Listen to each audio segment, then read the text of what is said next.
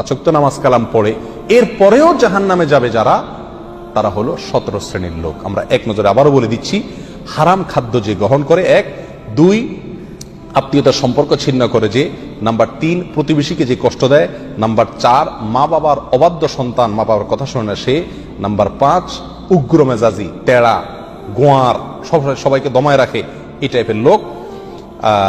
Number 6 অধীনস্থদেরকে, প্রজাদেরকে, যে সমস্ত শাসকেরা, যে সমস্ত রাজারা, যে সমস্ত রাষ্ট্রপ্রধানেরা, সরকার প্রধানেরা বা যে যে লেভেলে আছে সে তার প্রজাদেরকে ধোঁকা দেয় যে তারা। নাম্বার 7 অন্যের সম্পদকে অন্যায়ভাবে আত্মসাৎকারী ব্যক্তি। নাম্বার 8 উপকার করে কারোর খোঁটা দেয় যে ব্যক্তি, সে জান্নাতে যাবে না। নাম্বার 9 চগলখোর ব্যক্তি জান্নাতে যাবে না, মানুষের পিছনে কথা লাগায় বেড়ায় একজনের আরেকজনের কাছে। নাম্বার 10 অন্যকে নিজের পিতা হিসাবে, নিজের বাবাকে না বলে, পরিচয় না দিয়ে অন্যকে নিজের বাবা হিসাবে, পিতা হিসাবে পরিচয় দেয় যে ব্যক্তি, সে। নাম্বার 11 গর্ব এবং অহংকার করে যে ব্যক্তি, যার মনের ভিতরে অহংকার আছে, সেই জান্নাতে প্রবেশ করবে না। নাম্বার 12 রাসূলুল্লাহ সাল্লাল্লাহু আলাইহি সাল্লামকে যে ব্যক্তি ফলো করে না, তার নির্দেশকে মান্য করে না, সেই ব্যক্তি। নাম্বার 13 অকারণে তালাক কামনা করে, তালাক চায় যে মহিলা, সেই মহিলা।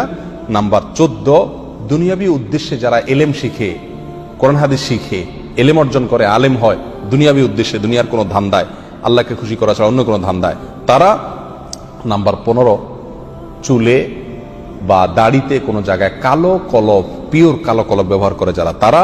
এবং নাম্বার 16 যে কোনো ভালো কাজ করে সেখানে মানুষকে দেখানো, এটা ফলাও করা, প্রচার করা, এই উদ্দেশ্য থাকে যাদের, তারা। নাম্বার 17 ওয়ারিশকে বঞ্চিত করে তার হক থেকে, এরকম অভিভাবক। এই শ্রেণীর লোকেরা মুসলমান হয়েও জান্নাতি হতে পারবে না। আল্লাহ তাআলা আমাদের সবাইকে এই দুর্ভাগাদের তালিকা থেকে আমাদের নামগুলোকে বের করে আনার তৌফিক দান করুন।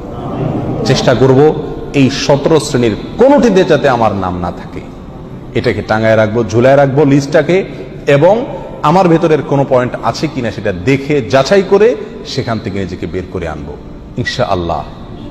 এরপরে আল্লাহ সুবহানাহু ওয়া তাআলার কাছে জান্নাত চাইতে পারবো, আশা করতে পারবো জোরালো ভাবে। আল্লাহ সুবহানাহু ওয়া তাআলা আমাদের সবাইকে আখিরাতে কিয়ামতের দিন একেবারে ফার্স্ট চান্সে, প্রথম চান্সেই জান্নাত যেন আমরা লাভ করতে পারি, জাহান্নাম থেকে মুক্তি নসিব যেন হয়, সেই তৌফিক দান করুন। জাযাকুমুল্লাহ ওয়া আখিরু দাওয়ানা আলহামদুলিল্লাহি রাব্বিল আলামিন।